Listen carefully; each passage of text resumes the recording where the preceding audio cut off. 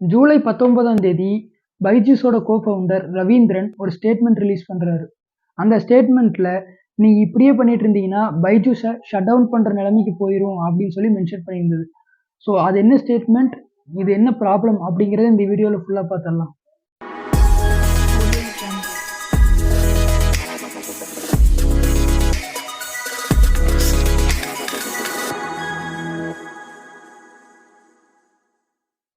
இந்த ப்ராப்ளம் எங்கே ஆரம்பிக்குதுன்னு பார்த்தீங்கன்னா 2019.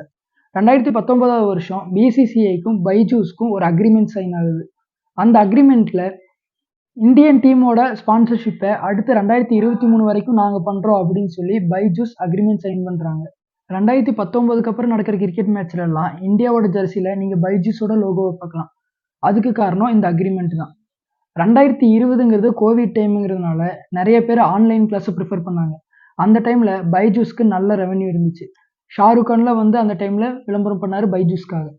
பைஜூஸ்க்கு நல்ல ரெவன்யூ வந்துட்டு இருக்கிற இதே சமயத்தில் பிசிசிஐ பைஜூஸ் கூட போட்ட அக்ரிமெண்ட்டை மார்ச் 2023 செப்டம்பர் 2023 வரைக்கும் எக்ஸ்டெண்ட் பண்ணுறாங்க.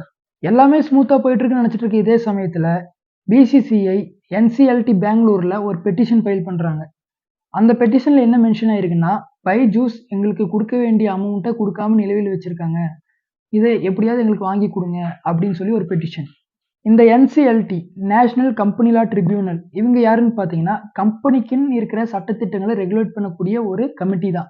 ஸோ இந்த கமிட்டியில் போய் தான் பிசிசிஐ அவங்களோட பெட்டிஷனை வைக்கிறாங்க.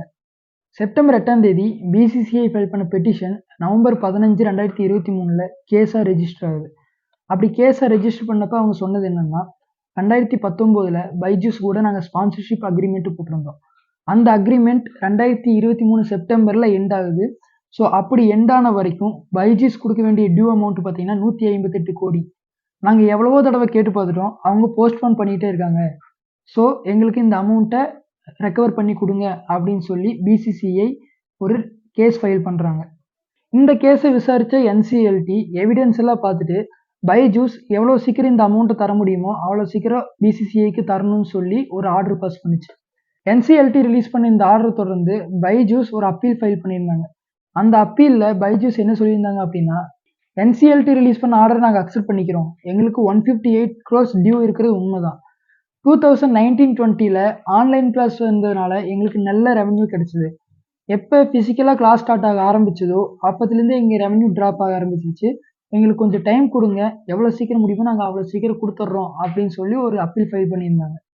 இந்த ப்ராப்ளம் போயிட்டு இருக்கிற இதே சமயத்தில் அதே நவம்பர் மாதம் ஃபெமா வந்து பைஜூஸ் மேலே சுமார் 9,300 கோடி ரூபாய் வயலேஷன் பண்ணியிருக்காங்க அப்படின்னு சொல்லி ஒரு அலிகேஷன் வைக்கிறாங்க.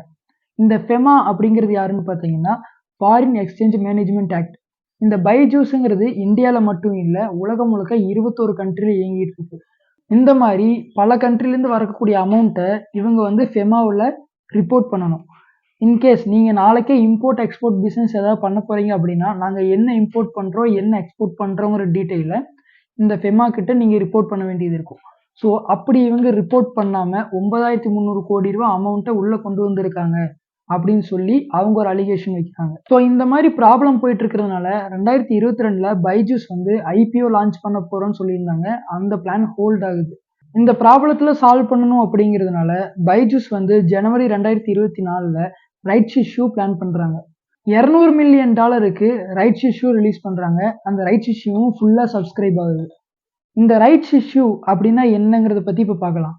ஒரு கம்பெனிக்குள்ள மணியை உள்ளே கொண்டு வரணும் அப்படின்னா 2 வழி இருக்குது. ஒன்று கடன் வாங்கலாம், அப்படி இல்லைன்னா தாங்கிட்ட இருக்கிற ஷேர்ஸை செல் பண்ணலாம். அப்படி தன்னோட கம்பெனியோட ஷேரை ஆல்ரெடி வாங்கி ஹோல்டு பண்ணுறவங்களுக்காக ஒரு கம்பெனி கொடுக்குற ஆஃபர் தான் இந்த ரைட்ஸ் இஷ்யூ. இந்த ரைட்ஸ் இஷ்யூ எப்படி ஒர்க் ஆகுது அப்படின்னு பார்த்தீங்கன்னா, ஆல்ரெடி ஒரு கம்பெனியோட ஷேரை ஹோல்டு பண்ணிட்டு இருக்கிற ஷேர் ஹோல்டர்ஸ்க்கு அந்த கம்பெனி அப்போ ட்ரேட் ஆகிட்டு இருக்கிற மார்க்கெட் ப்ரைஸை விட கம்மியான ப்ரைஸ்க்கு அந்த ஷேரை கொடுப்பாங்க. ஸோ இதுதான் ரைட்ஸ் இஷ்யூ. இதை இன்னும் புரியுற மாதிரி சொல்லணும்னா, இப்போ நான் ரிலையன்ஸில் ஷேர் ஹோல்டராக இருக்கேன்னு வச்சுக்கோம். இப்போ அந்த ரிலையன்ஸோட ஒரு ஷேர் 2,000 rupees அப்படின்னா ரிலையன்ஸுக்கு ஒரு கட்டத்தில் பணம் தேவைப்படுதுங்கிறப்ப ரிலையன்ஸ் வெளியே கடன் வாங்க விரும்பல அப்படின்னாலோ இல்லை வெளியே யாரும் ரிலையன்ஸுக்கு கடன் கொடுக்கல அப்படின்னாலோ அந்த கம்பெனி ரைட்ஸ் இஷ்யூ ரிலீஸ் பண்ணலாம். அதாவது ஒரு ரிலையன்ஸோட ஆல்ரெடி ஷேர் வச்சுருக்கேன் அப்படிங்கிற ஒரு உரிமையில் எனக்கு அந்த கம்பெனி வந்து ஆல்ரெடி இப்போ கரண்ட்டாக ட்ரேட் ஆகிட்டு இருக்க ₹2000 பிரைஸ்ல இருந்து ₹1800 இல்ல ₹1700 அப்படிங்கிற பிரைஸ்க்கு அந்த ஷேரை எனக்கு செல் பண்ணுவாங்க.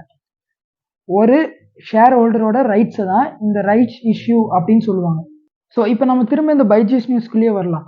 ஜனவரி மாதம் பைஜூஸ் ரிலீஸ் பண்ண $200 மில்லியன் ரைட்ஸ் இஷ்யூ ஃபுல்லாக சப்ஸ்கிரைப் ஆச்சு. ஆனால் அப்படி வந்த காசை பைஜூஸ் என்ன பண்ணாங்கங்கிறத நான் சர்ச் பண்ணி பார்த்தேன், எனக்கு கிடைக்கல. இதை தொடர்ந்து பிப்ரவரி மாதம் நடந்த ஜெனரல் மீட்டிங்கில் பைஜூஸோட கோஃபவுண்டர் அண்ட் சீஃப் எக்ஸிக்யூட்டிவான ரவீந்திரன் பதவி விலகணும் அப்படின்னு சொல்லி மற்ற ஷேர் ஹோல்டர்ஸ் எல்லாம் சேர்ந்து ரெசல்யூஷன் பாஸ் பண்ணாங்க. அந்த ரெசல்யூஷன் செல்லாது அப்படின்னு சொல்லி பைஜூஸோட ஸ்போக் பர்சன் ஹைகோர்ட்ல ஒரு பெட்டிஷன் ஃபைல் பண்ணாரு. இதுக்கு ரீசனா அவர் என்ன சொல்றாரு அப்படின்னு பார்த்தீங்கன்னா, ஒரு ஜெனரல் மீட்டிங் நடக்கும்போது கோஃபவுண்டர் கண்டிப்பாக அந்த மீட்டிங்கை அட்டன் பண்ணியிருக்கணும், போர்ட் மெம்பர்ஸும் அந்த மீட்டிங்கை அட்டன் பண்ணியிருக்கணும். இவங்க 2 பேருமே இல்லாமல் ஒரு மீட்டிங் நடந்து முடிஞ்சிருக்கு. அதுவும் வெறும் 20% ஆஃப் ஷேர் ஹோல்டரை வச்சு மட்டுமே இந்த மீட்டிங் நடந்து முடிஞ்சிருக்கு. ஸோ இந்த மீட்டிங்கில் பாஸ் பண்ண எந்த ரெசல்யூஷனுமே செல்லாது அப்படின்னு சொல்லி ஒரு பெட்டிஷன் ஃபைல் பண்ணுறாங்க. ஸோ இந்த பெட்டிஷன் ஒரு ஓரமாக பெண்டிங்கில் இருக்குது. ஸோ இந்த 3 ப்ராப்ளம் போய்கிட்டு இருக்கிறப்ப இன்னும் பிசிசிஐக்கு எந்த அமௌண்ட்டும் பே பண்ணல அப்படிங்கிறதுனால என்சிஎல்டி ஜூலை மாதம் ஆர்பி ரெசல்யூஷன் ப்ரொஃபஷனலை பைஜூஸ்குள்ளே அனுப்புகிறாங்க. இந்த ஆர்பி அப்படிங்கிறது யாருன்னா என்சிஎல்டி மூலியமாக அப்பாயிண்ட் பண்ணக்கூடிய ஒரு பர்சன். இந்த பொசிஷனுக்கு போகணும் அப்படின்னா என்சிஎல்டியில் தனியாக ஒரு எக்ஸாம் எழுதணும். அந்த எக்ஸாம் எழுதி பாஸ் பண்ணால் இந்த பொசிஷனை நீங்களும் போகலாம். ஸோ இவரோட ஒர்க் என்ன அப்படின்னு பார்த்தீங்கன்னா, இந்த மாதிரி ஒரு கம்பெனியில் ப்ராப்ளம் வரும்போது அந்த கம்பெனிக்குள்ளேயே போய் என்ன நடக்குது அப்படின்னு பார்க்குறது தான் இவரோட வேலை. ஸோ இவருக்கு என்னெல்லாம் பவர் இருக்குது அப்படின்னு பார்த்தோம்னா, ஒரு கம்பெனியோட ஃபினான்ஷியல் ரிப்போர்ட்டை ஃபுல்லாக பார்க்குறதுக்கு இவருக்கு பவர் இருக்குது. அந்த கம்பெனியோட அக்கௌண்டண்ட்டை இவர் அப்பாயிண்ட் பண்ணுறதுக்கு இவருக்கு பவர் இருக்குது. ஆல்ரெடி இருக்கிற அப்பாயின்மெண்ட்டு சரியில்லை, நம்பகமான ஆளாக நான் போடணும் அப்படின்னு நினச்சாருன்னா இவர் வேறு அக்கௌண்டண்ட்டை மாற்றுறக்கும் இவருக்கு பவர் இருக்குது.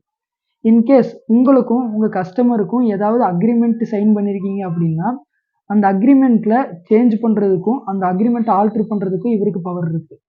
ஸோ இந்த மாதிரி நிறைய பவர் இவருக்கு இருக்குது.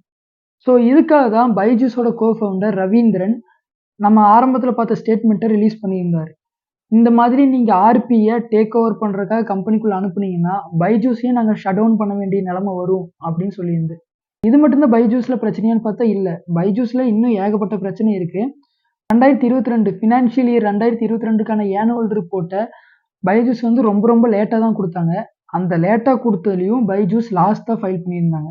அது மட்டும் இல்லாத எம்ப்ளாயி கிட்டேருந்து பிடிச்ச டிடிஎஸை பைஜூஸ் கவர்மெண்ட்டுக்கு பே பண்ணவே இல்லை. டிடிஎஸ் அப்படின்னா இப்போது உங்களோட சேலரி ஒரு பர்டிகுலர் லிமிட்டை தாண்டும் போது நீங்கள் கவர்மெண்ட்டுக்கு டேக்ஸ் கட்ட வேண்டியது வரும்.